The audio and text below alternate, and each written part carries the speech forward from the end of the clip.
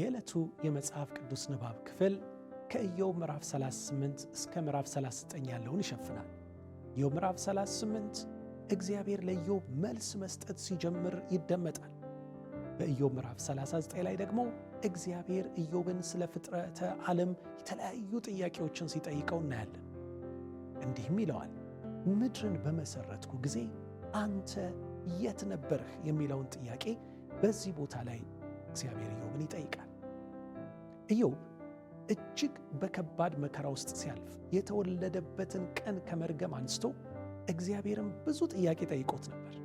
በእርግጥም ምንም እንኳን ለእኛ ለታሪኩ አንባቢዎች በኢዮብ ላይ የደረሰው ይህ ሁሉ የመከራ ውርጅብኝ በጠላት በዲያብሎስ ክስና በእግዚአብሔር ፈቃድ እንደደረሰበት ብናውቅም ኢዮብ ግን ምንም የሚያውቀው ነገር አልነበረም።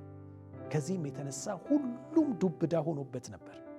እናም በዚያ ሁሉ ምሬትና ሰቆቃ ሲሞላ ብናየው ብዙ አይገርምም።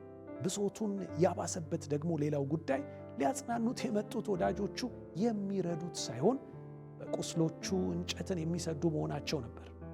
በመጨረሻ የሁሉንም ንግግር ካስጨረሰ በኋላ እግዚአብሔር ባውሎ ነፋስ ውስጥ ሆኖ ለኢዮብ መለሰለት። እንዲህም አለው፣ ምድርን በመሰረትኩ ጊዜ አንተ የት ነበርክ? ኢዮብ 38 ቁጥር 4። ምናልባት ለኢዮብ ጥያቄ በጥያቄ የቀረበለትን ይህንን መልስ ስናስብ ይህ እንዴት ከኢዮብ ጥያቄ ጋር ይሄዳል ልንል እንችል ይሆናል። ኢዮብ የጠየቀው ለምን ይሄ ሁሉ በእርሱ ላይ እንደደረሰበት ማብራሪያ እንዲሰጠው ሲሆን፣ የጌታ መልስ ግን ምድርን በመሰረትኩ ጊዜ አንተ የት ነበርህ የሚል ነበር። በእርግጥም እግዚአብሔር ለኢዮብ ጥያቄ መልስ አድርጎ ያቀረበው 77 ጥያቄዎችን ሲሆን ጥያቄዎቹም ኢዮብ የእግዚአብሔርን ኃይል ታላቅነትና የጥበቡን ጥልቀት እንዲያስተውል ዓይኑን ከፈቱለት። እኛም ዛሬ በግል ሕይወታችን በሚደርስብን እንዲሁም በዙሪያችን ከምናያቸው ብዙ አስቸጋሪ ሁኔታዎች የተነሳ ግራ ስንጋባ በእግዚአብሔር ፍትሕና ፍቅር ላይ ጥርጣሬ ሲያድርብን እግዚአብሔር ለኢዮብ ያቀረበለትን ጥያቄዎች እናስታውስ።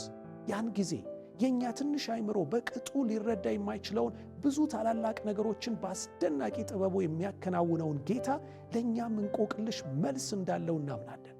በሕይወታችን የሚሆነው ነገር ባይገባንም ግን ሁሉን አዋቂ በሆነው በእግዚአብሔር ላይ እንደገፋለን። አታውቅምን? አልሰማህምን? ይላል እግዚአብሔር ቃል።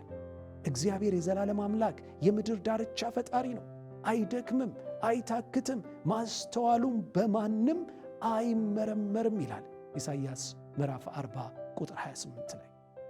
በእርግጥም የእሱ ማስተዋል በምንም አይመረመርምና በእርሱ ላይ እንደገፍ። እንዲህም ብለን እንጸልይ፣ አባት ሆይ ሊመረመር የማይችለውን ያንተን ማስተዋል በእምነት ተቀብለን መልስ ላላገኘንላቸው ጥያቄዎቻችን ሁሉ አንተ መልስ እንዳለ በማመን በአንተ ላይ ሙሉ በሙሉ በመደገፍ በአንተ ላይ ማረፍ እንድንችል በጸጋ እርዳን። አሜን።